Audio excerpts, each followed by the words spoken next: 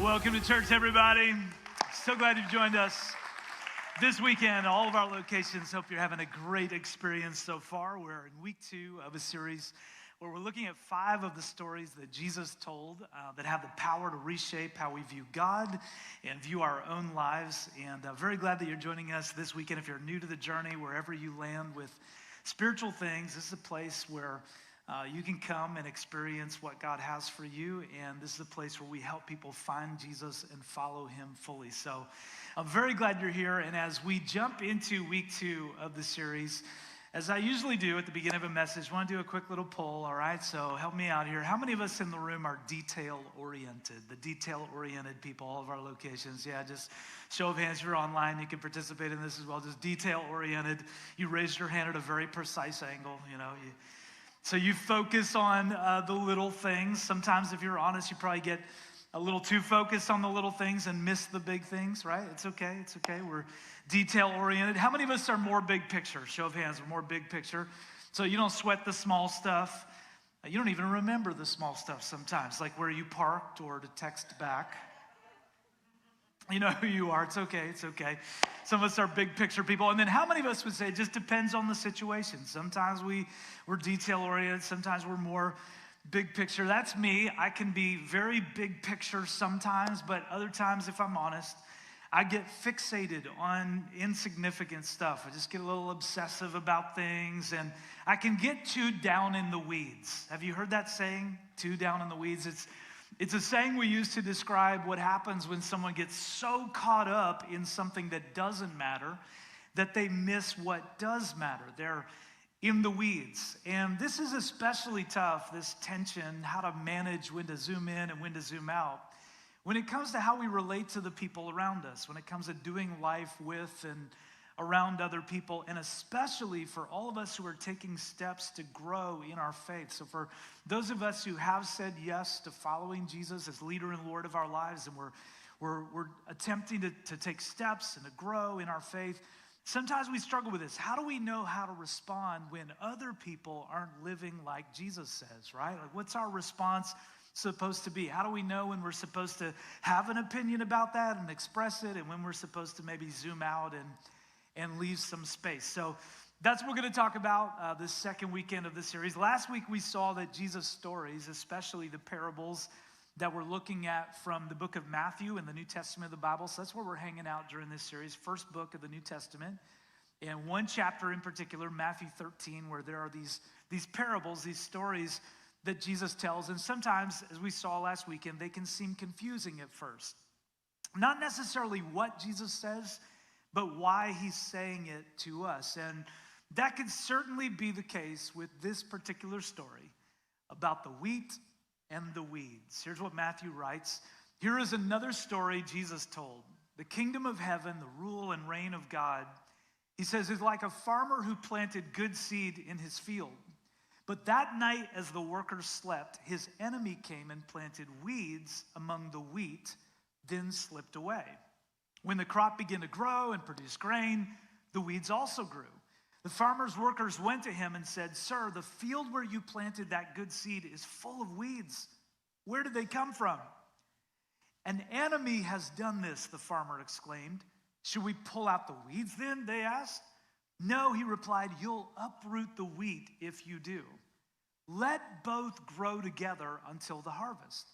Then I will tell the harvesters to sort out the weeds, tie them into bundles and burn them, and to put the wheat in the barn." Now, we don't have to understand everything that Jesus is talking about yet to be able to feel what the workers feel, right? Let's pull up the weeds. I mean, we can identify with that. How many of us have seen weeds, out in the sidewalk or in the mulch? Or we tried to plant beautiful shrubs or flowers. All of a sudden there are weeds. How many of us have even thought, who did this? An enemy must have done this. I'm trying to grow good things here, and all of a sudden here are these weeds. It's like they show up just overnight. They start to take over. So we feel what the workers feel. We've come to the farmer. If we were in this situation, we would say the same thing.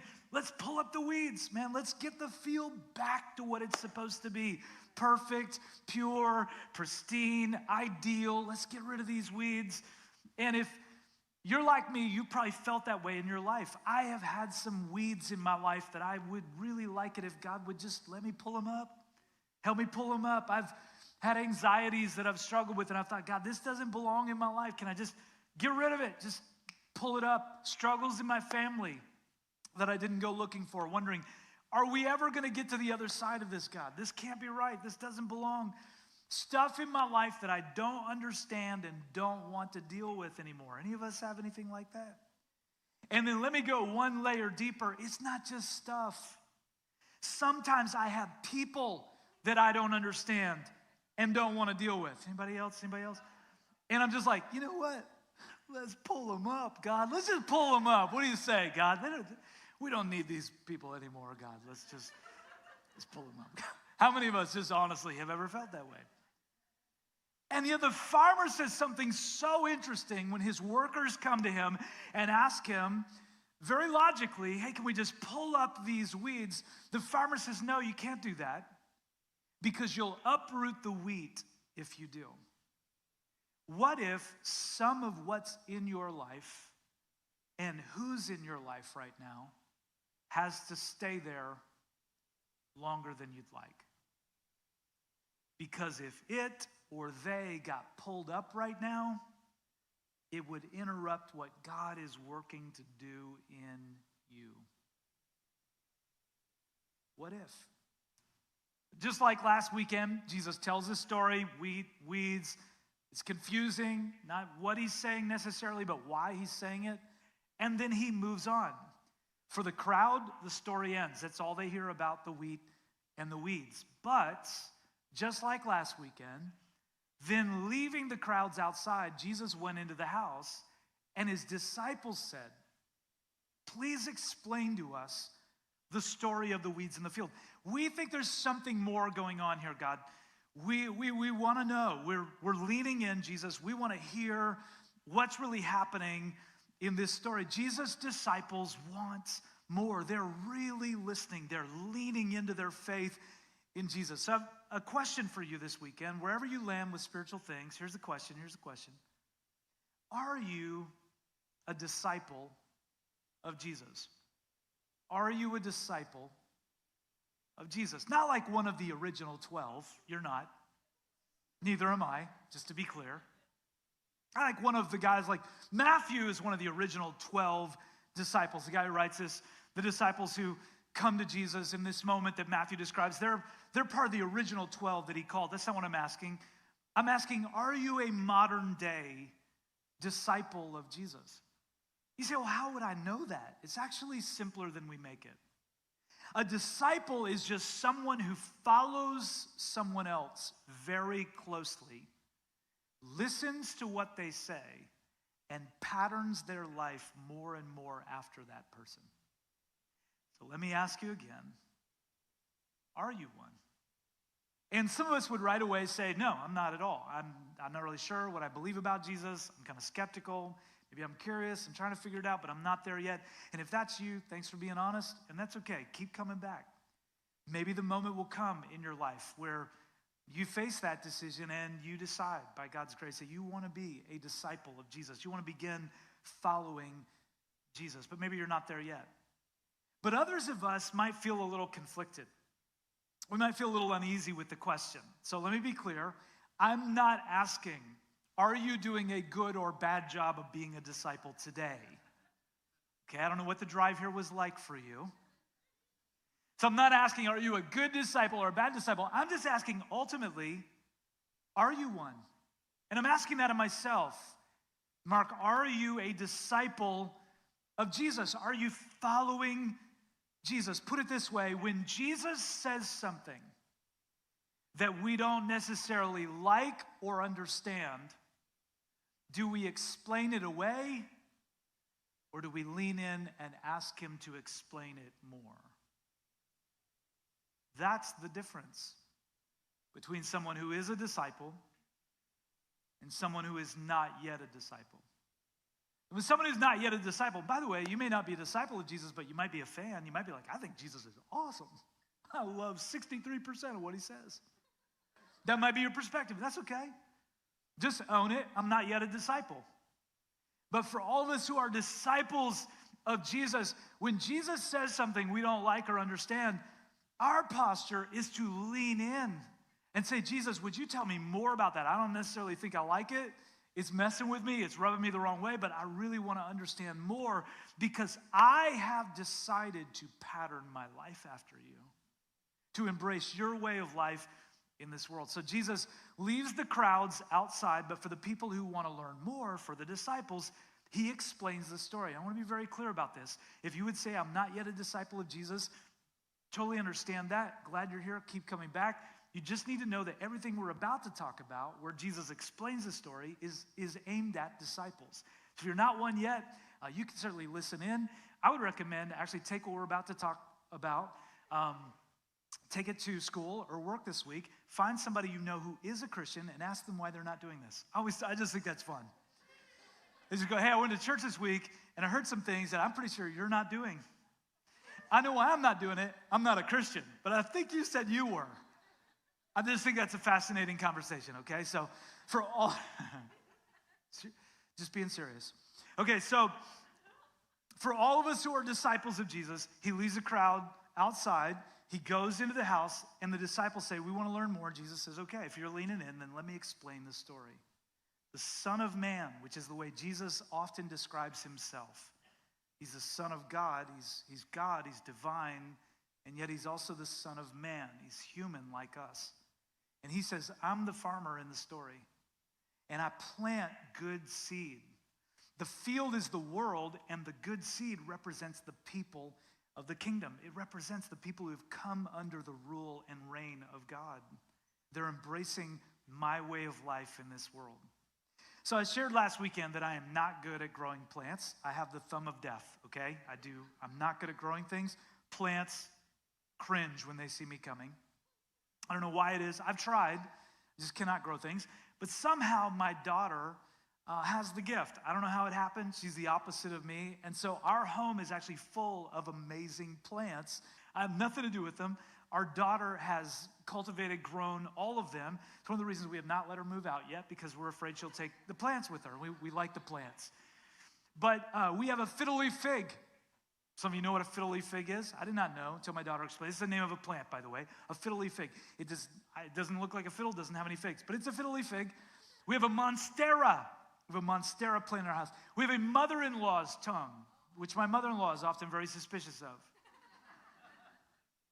We have all these plants. I didn't know what any of these were until my daughter explained them to me. But here's what I realized. My daughter is like Jesus. She plants good things. And they grow, and they flourish. It may take a long time, but Jesus is very patient. So he plants good seeds, cultivates, he nurtures, he fertilizes, pays attention. Jesus says, I'm the farmer in the story. I plant seeds. If you're kind of wanting to know, what is Jesus like? He's like a farmer who plants a lot of seeds. He says, I start small, but I see the potential of what people can become. And he says, I look at some people that the world has written off, but I see potential in them. So I plant seeds. I plant moments. I plant conversations. I plant experiences. And over time, those turn into people who believe in me and begin to listen to me and follow me in this world. And the field is the world. He says, I plant people in this world, good people. Not good just because they only do good things and don't do bad things. Good because Jesus says they belong to me. They're my disciples. So I plant them in this world, and they are the wheat. The wheat in this world, Jesus says in my story, is the good seed that I have planted. And it may have taken a long time, but they grow up and begin to flourish, and they have a positive impact on the world around them for me, and they make a difference in the world because I planted them. That's the wheat. But then he says this, the weeds are the people who belong to the evil one. The enemy who planted the weeds among the wheat is the devil. So Jesus says, the devil's in the details. He's in the weeds. The weeds weren't wrong when you looked around at your life and thought, who did that? Doesn't seem like that belongs here. That dysfunction, that brokenness, that situation, you weren't wrong. An enemy has done this. That got intense fast, didn't it? And the crowd, remember, does not hear this part. Only the disciples do. Jesus says, if you're going to be a disciple, I need you to know that there's something happening below the surface in this world. Everything's not exactly as it seems. There's something bigger going on. Now, what does that mean? Does it mean that anyone who doesn't believe in Jesus is partaking in satanic rituals and has made a deal with the devil? Not necessarily. But what it does mean is that all of us ultimately belong somewhere with someone. And we may not like that. We may, no, I don't belong to anybody. I am my own person. I do not belong to anybody. That's not what Jesus says. Jesus says at the end of the day, there are weeds and there's wheat. And the wheat belongs to me. I planted it. And the weeds belong to the evil one. They're not connected to me. So, how many of us know some weeds? How many of us know some weeds who have first and last names? How many of us have worked for, lived near, been related to, dated, or been married to someone and thought at some point in the relationship, I'm pretty sure you belong to the evil one?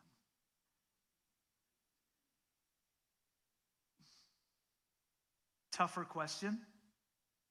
How many of us who have put our faith in Jesus have acted at any point in our lives since putting our faith in Jesus like we might belong to the evil one? Jesus says, I plant seeds, and those seeds are the lives I am changing through the good news about me.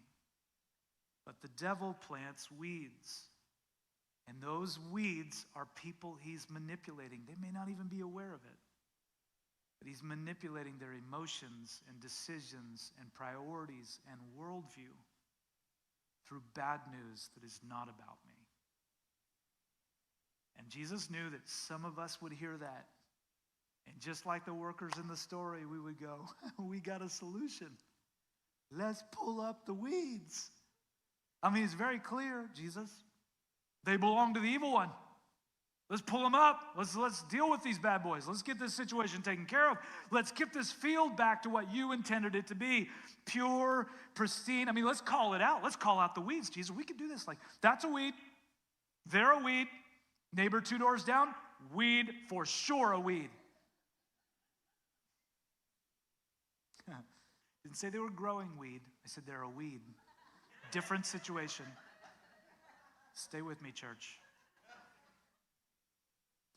But some of us go, okay, Jesus, we get it. There are weeds, and they're planted by the evil one. Let's pull them up. I mean, let's spend the rest of our lives in this world just making it clear who's wheat and who's weed.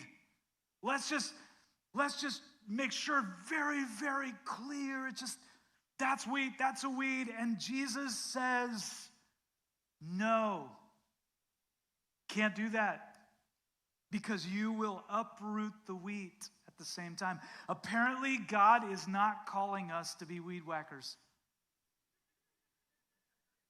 That in our relationships with other people, God is not saying, okay, here's what I want you to do. I want you to wake up every day and it's my weed whacker sound. That's not necessarily accurate, but it is entertaining, so you're welcome. But Jesus is not calling us to do that, to go into our relationships and say, okay, I'm going to mow that down. I'm going to trim that back. I'm going to point that out. I'm going to make sure that it's very, very clear. Why? Because pulling up weeds like that too often uproots wheat at the same time. And you and I don't always know the difference. Jesus does. He's like, no mistake in my mind, I know the weeds from the wheat. But we don't always know the difference.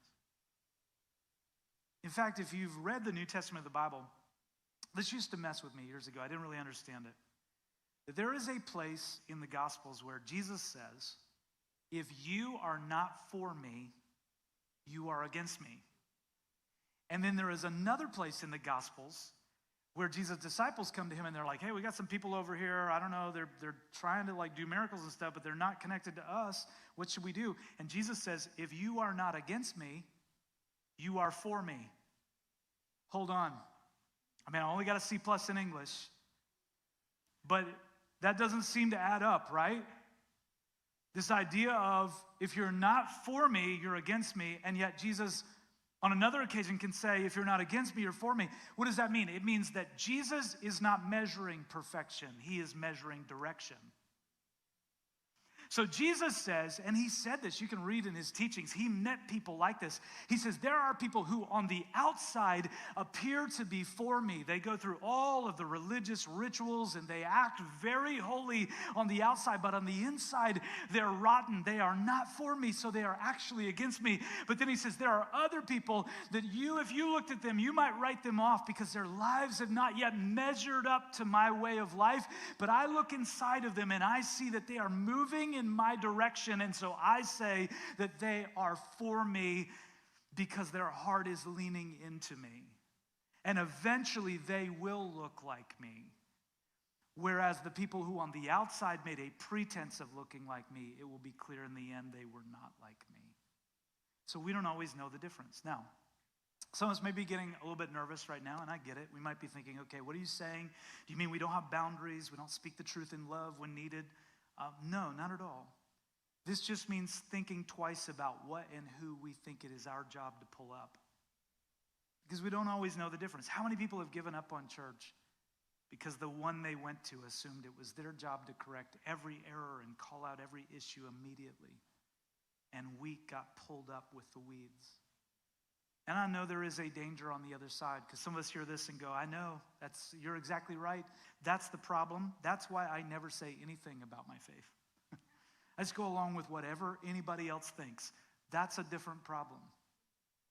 Here is the right but difficult path. Listen, for all of us who desire to be disciples of Jesus, here's the path. Stay true to the teachings of Jesus, but allow space for wheat and weeds to grow together. And when we do need to speak truth into someone who's gotten off track, we are gentle and humble and wise and as private as possible so we don't uproot wheat in the process. Jesus is telling us how to do life with each other, and here's what he wants to know. Will we focus our lives on resenting weeds or resembling wheat? In other words, are we going to live the rest of our lives calling out the weeds? Weed, that's a weed, you're a weed. Or are we going to spend the rest of our lives leaning in and listening more and more closely to Jesus so that we can reflect him in this world? And we do have to make a decision. So let me ask it again. What if some of what and who is in your life right now has to stay there longer than you'd like? Because if it or they got pulled up now, it would interrupt what God is working to do in you. And what if what Jesus actually desires is that we would be faithful to what he's teaching us, not just quick to write off everyone we think is getting it wrong? What if? So here we do life together in what we call J groups, small groups of people connecting and growing together throughout the week. And for all of our J group leaders this fall, I'm very grateful for you. I'm proud of every single one of you. And Susie, my wife, and I went to our group this past Friday night, had a great experience. And I'm grateful for all of you who are showing up for a group. I'm proud of you. I know for some of us it takes some times, like it's a little bit of a hurdle to make that move, and I'm proud of you. And if you're not in a group yet, it's not too late. Fall semester of groups just started a couple of weeks ago. I encourage you, get connected in a group. Don't put off such an important decision. But here's what I want you to know, that when you show up for a group this week, there will be some wheat in that group. But there may also be some weeds. We say around here, we are a real church for real people. So what do we do in that situation? We don't have to compromise our faith in Jesus. We just focus on being wheatier. So the weedier the world gets, the wheatier we get. Does That's kind of silly, yeah, but you'll remember it. We focus more and more on living our lives for Jesus in this world, and we remember what Jesus taught. Let both grow together. Jesus said that. Doesn't mean that anything goes. It means that if we point out someone else's sin, what's keeping them from God, or faulty thinking, we do it gently and humbly. And here's another reason that matters, because for all of us who are followers of Jesus, myself included, sometimes we act like weeds. And you know what we need in that moment? We don't need someone to pull us up. We need someone to help us up back to where we need to be in God. And aren't you grateful God doesn't pull us up when we act like weeds? He creates space and grace. He does not compromise his truth, but he creates space and grace for us to grow. Let both grow together. Don't be too quick to judge. And if we just stop there, that would be enough. That would be important. But Jesus actually doesn't stop there. There's one more piece to this I want to share with you before we wrap up. Because for all of us who are thinking, yeah, but if we don't pull up the problems and the problem people now, how will things get worked out? Jesus explains a little more. He says, the harvest is the end of the world, and the harvesters are the angels. Just as the weeds are sorted out and burned in the fire, so it will be at the end of the world. The Son of Man will send his angels, and they will remove from his kingdom everything that causes sin and all who do evil. And the angels will throw them into the fiery furnace, where there will be weeping and gnashing of teeth. Then the righteous will shine like the sun in their Father's kingdom. So anyone with ears to hear should do what a disciple does. Listen and understand. Now, you may not be sure you believe in Jesus yet. And even if you do, you may not like what he says here. But Jesus does not finish this story by saying, don't pull up the weeds and then leaving it at that. Instead, he assures us, listen, the day will come, this world will end, and all of the weeds will be pulled up. So God gives space and grace. One day the space and grace will run out. And all of us, you, me, everyone we know,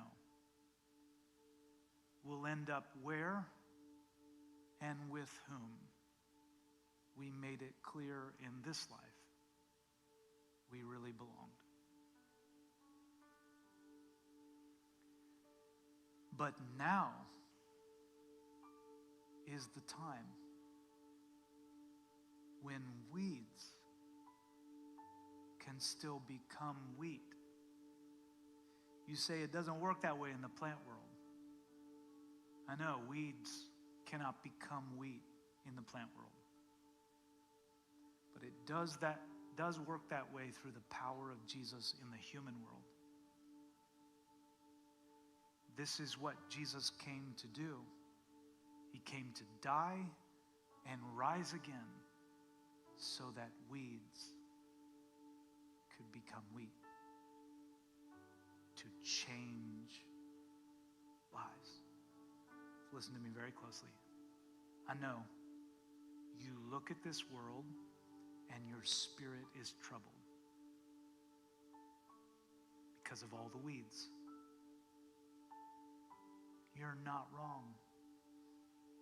An enemy has done this. You're not wrong. It shouldn't be this way. Jesus says, I promise you, be patient and keep your eyes on me. And the day will come when I will bring justice and truth. And all who trusted in and followed me in this world will shine like the sun. So in the meantime, will you focus your life on resenting the weeds or resembling who I've called you to be? The wheat, the disciples. Because because there are some weeds that are still being given a chance to change. Don't pull them up. And this is why we do life the way we do in this community of faith. It's why we gather, connect, and serve here. We are focused on resembling wheat. And as we connect with and serve people without diluting the message of Jesus, God works through us so that weeds can become wheat. And it's happening. All of our locations every week, people are finding Jesus. And they're leaning into their faith. You say, but it's taken them longer to grow than I'd like. You know, some of the largest, tallest plants in the world take the longest to get there. Don't pull up the weeds. Let both grow together. You say, but how do I stay true to both the big picture of trusting Jesus and yet not lose the details of my faith in Jesus, things that really matter? How do I give space for people who don't see it the way that I see it and the way that Jesus shows it, and yet stay faithful to him? Here's how: you listen to Jesus. And the darker the world gets and the noisier the world gets, the more you tune your ear to the voice of Jesus. You listen and you understand that he's calling you to be his disciple in this world. Live with humble devotion to Jesus. Don't get too down in the weeds.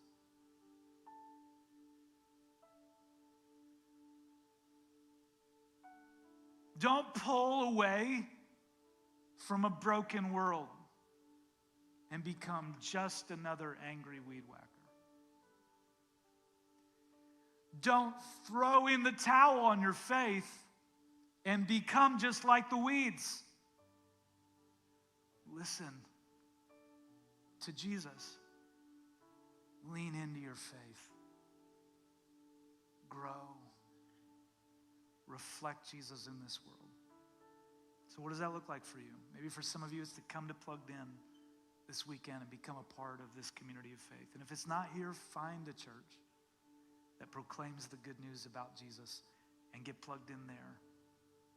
You say, well, how do I know this church will be perfect? Let me settle that for you right now. It won't be. You'll encounter wheat and a few weeds. Let both grow together. Show up for your J group this weekend. Don't come loaded with opinions. Just come full of Jesus. Ready to listen and understand. And finally, if there are some weed-like things in your life, don't brush past that. Don't ignore it. But don't give up hope either. Run to Jesus for forgiveness and grace. Don't explain it away. Invite Jesus to explain it more. And if you would say this weekend, man, I received that. I want to be a disciple of Jesus. Would you just lift your hand all over the room, all of our locations, online? I want to be a disciple of Jesus.